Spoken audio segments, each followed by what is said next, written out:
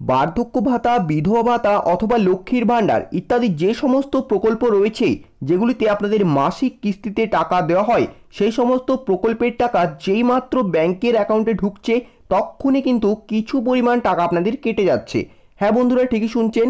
কখনো সেটা 250, কখনো 350 অথবা কখনো 450 টাকার কাছাকাছি এই টাকাটা কিন্তু মাসের পর মাস কেটে যাচ্ছে এবং আপনারা কিন্তু বুঝতেই পারছেন না। হঠাৎ করে কিন্তু আপনার ব্যাংকের অ্যাকাউন্ট থেকে এই টাকা কেটে নিচ্ছে। যখনই আপনারা আপডেট করতে যাচ্ছেন তখনই কিন্তু এই টাকা কেটে যাচ্ছে, এটা আপনারা দেখতে পাচ্ছেন। অনেকেই হয়তো ভাবছেন যে আমার এখনো পর্যন্ত টাকা কাটেনি, তাই আমার কোনো চিন্তার দরকার নেই। না বন্ধুরা, আপনারা ভুল ভাবছেন। আপনারও কিন্তু এবার চিন্তা করার সময় চলে এসেছে, কারণ আজ না হয় কাল আপনারও ব্যাংকে টাকা কাটতে পারে। তো আপনারা এই জিনিসটা দেখে নিশ্চয়ই অবাক হয়ে যাবেন যে হঠাৎ করে কেন আপনাদের টাকা কেটে নিচ্ছে সরকার থেকে। আপনারা অনেকেই ভাবছেন যে এই ব্যাপারটা হয়তো আপনার লক্ষ্মীর ভাণ্ডার অথবা আপনার বার্ধক্য ভাতা বা বিধবা ভাতার যে টাকা ঢুকছে সেই টাকা থেকে সরকার কিন্তু সেটা আবার কেটে নিচ্ছে। আপনাদের মধ্যে যাদের যাদের টাকা কেটেছে তারা কিন্তু এমনটাই ভাবছেন। তো আসলেই ব্যাপারটা কি রয়েছে এই ভিডিওতে আপনাদের সমস্তটাই কিন্তু পরিষ্কার করে দেব। এবং যে টাকাটা আপনাদের কেটে নিচ্ছে সেই টাকাটা কি আদৌ ফেরত পাওয়া যাবে? যদি ফেরত পাওয়া যায় তাহলে আপনাদের কিভাবে সেই টাকা ফেরত নিতে হবে, সমস্ত কিছুই আজকের ভিডিওতে আপনাদের জানাবো। তাই অবশ্যই কিন্তু ভিডিওটা খুবই গুরুত্বপূর্ণ হতে চলেছে এবং শেষ পর্যন্ত মনোযোগ সহকারে আপনার ভিডিওটি দেখতে থাকুন। নমস্কার বন্ধুরা, আলো ও আঁধার ইউটিউব চ্যানেলে আপনাদের সকলকে স্বাগত। ব্যাংক থেকে টাকা কেটে নিচ্ছে, এটা কিন্তু চারটিখানি কথা নয়। দেখুন বন্ধুরা, আপনারা যখন যে কোনো ব্যাংকে অ্যাকাউন্ট খুলেন, সেটা এসবিআই হোক বা যে কোনো প্রাইভেট ব্যাংক হোক, সেখানে যখনই আপনারা অ্যাকাউন্ট খুলতে যাচ্ছেন বা আপনার ব্যাংকের খাতা খুলতে যাচ্ছেন তখন কিন্তু আপনার অ্যাকাউন্টের সাথে কোনো না কোনো যোজনা অথবা বিমা অথবা ইন্স্যুরেন্স যে কোনো কিছু একটা অ্যাড করে দেওয়া হচ্ছে এবং সেটা কিন্তু আপনারা জানতেও পারছেন না। এবারে আপনারা হয়তো প্রশ্ন করতে পারেন যে কেন আপনাদের অনুমতি ছাড়া কোনো যোজনা অ্যাড করে দেওয়া হচ্ছে। যোজনা বলতে এক প্রকারের ইন্স্যুরেন্স। হ্যাঁ, আমরা কিন্তু এটাই জানি যে আমরা যদি চাই তবেই কিন্তু তারা ইন্স্যুরেন্স করবে, কিন্তু না বন্ধুরা, এটা আপনার অ্যাকাউন্ট খোলার সময়ে কিন্তু অ্যাড করে দেওয়া হচ্ছে। এবং সবচেয়ে বড় কারণ হচ্ছে সরকার থেকে দেওয়া চাপ এবং সরকারের এই রকমের যোজনা বা যে কোনো রকমের ইন্স্যুরেন্স এইগুলি কিন্তু খোলার জন্যই এই রকমের অসুবিধা আপনাদের হচ্ছে। সরকার এই সমস্ত যোজনা বা ইন্স্যুরেন্স করার জন্য ব্যাংকগুলিকে চাপ দিচ্ছে। আর ব্যাংক তখন কি করছে, যখন আপনি লক্ষ্মীর ভাণ্ডার বা বিধবা ভাতা বা বার্ধক্য ভাতা যে কোনো অ্যাকাউন্ট খুলতে যাচ্ছেন তখনই কিন্তু সেখানে 2-4টে ইন্স্যুরেন্স তারা অ্যাড করে দিচ্ছে জোরপূর্বকভাবে এবং তারা আপনাকে বোঝাচ্ছে যে আপনারা এই টাকা পাবেন, এই টাকা পাবেন। অনেকে কিন্তু বলেও না, অনেকের অজান্তেই কিন্তু এটা অ্যাড করে দেওয়া হয়। আর বন্ধুরা, তার জন্যই কিন্তু আপনাদের এই 250 টাকা বা 300 টাকা করে কেটে যাচ্ছে মাসের পর মাস। অনেকেই আবার মাসে মাসে না কেটে একটা বড় অ্যামাউন্ট কেটে নিচ্ছে বছরের একটা সময়ে। আপনি হয়তো লক্ষ্মীর ভাণ্ডারে টাকা ঢোকার মেসেজ পেলেন এবং দেখলেন হঠাৎ করে আপনার ব্যাংক থেকে 250 টাকা কেটে নিয়েছে। এবার বিষয় হচ্ছে যে আপনি যদি ভাবেন যে আপনার টাকা এখনো কাটেনি তাহলে কিন্তু ভবিষ্যতেও কি কাটবে না? না বন্ধুরা, এমন কোনো নিশ্চয়তা কিন্তু এখনো পর্যন্ত দেওয়া হচ্ছে না।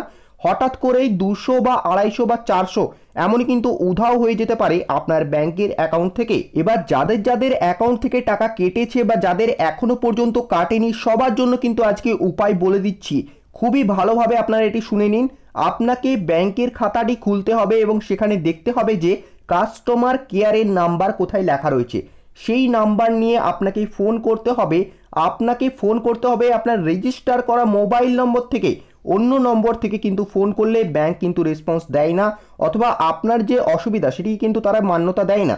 আপনাকে রেজিস্টার করা ফোন নাম্বার দিয়ে ফোন করতে হবে এবং আপনাকে বলতে হবে যে আপনি আমার ব্যাংকের অ্যাকাউন্টের সাথে যে সমস্ত স্কিম যুক্ত করেছেন যার জন্য আমার প্রত্যেক মাসে মাসে টাকা কাটা হচ্ছে সেগুলি এক্ষুনি সেখান থেকে কেটে নিন।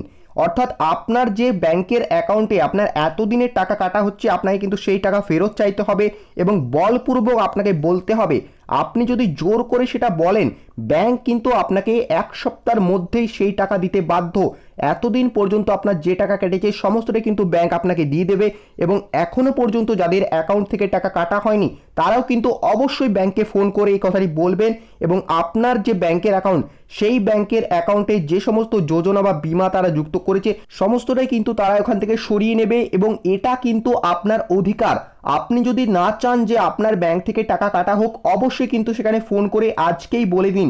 এছাড়াও কিন্তু আপনারা যদি ব্যাংকে যেতে পারেন, ওখানে গিয়েও আপনারা বলতে পারেন, আপনার ম্যানেজারের সঙ্গে দেখা করবেন এবং বলবেন যে আমার এইরকমভাবে মাসের পর মাস টাকা কেটে নিচ্ছে, বা আমার সঙ্গে আমার যে ধরুন যাদের অ্যাকাউন্টে এখনও পর্যন্ত টাকা কাটেনি তারা কি করবেন, তারা ব্যাংকে যাবেন, আপনার খাতাটি আপ টু ডেট করবেন এবং দেখবেন যেখানে কোনো টাকা কাটা হয়েছে কি না।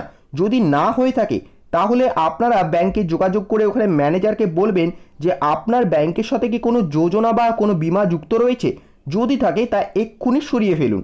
যদি সরিয়ে ফেলে তাহলে কিন্তু ভবিষ্যতেও আপনার কোনো টাকা কাটার সম্ভাবনা থাকবে না। তবে আরেকটা বিষয় আপনাদের বলে রাখি যে আপনাদের মধ্যে যাদের যাদের এটিএম কার্ড রয়েছে বা আপনাদের যে ডেবিট কার্ড, সেই কার্ড থেকে যদি আপনারা টাকা তোলেন তবে তার পরিষেবা চার্জ হিসাবে কিন্তু সেখানে 250 বা 170 বা 200 এরকম কিছু একটা অ্যামাউন্ট ব্যাংকের হিসাবে ডিপেন্ড করে, সেটা যে কোনো ব্যাংকে আলাদা আলাদা অ্যামাউন্ট হয়, সেই টাকাটা কিন্তু তারা কেটে নেয়। এখানে আপনি যদি গিয়ে বলেন যে আমার পুরনো টাকা যেটা আপনি কেটেছেন সেটা ফেরত দিন, তারা কিন্তু সেটা দেবে না, কারণ এটিএম এর যে পরিষেবা সেটা আপনাকে তারা দিচ্ছে এবং আপনাকে একটাই কাজ করতে হবে এই টাকা বন্ধ করার জন্য, আপনাকে আপনার এটিএম কার্ডটির পরিষেবা বন্ধ করে দিতে হবে।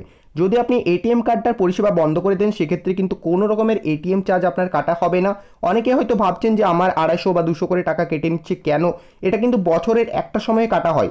এই যে এটিএম এর চার্জ, এটা কিন্তু মাসের পর মাস কাটা হয় না বন্ধুরা, এটা বছরের একটা সময় কাটা হয় এবং আপনি যদি সেই টাকাটি কাটাতে না চান তাহলে কিন্তু আপনাকে এটিএমটি বন্ধ করতে হবে।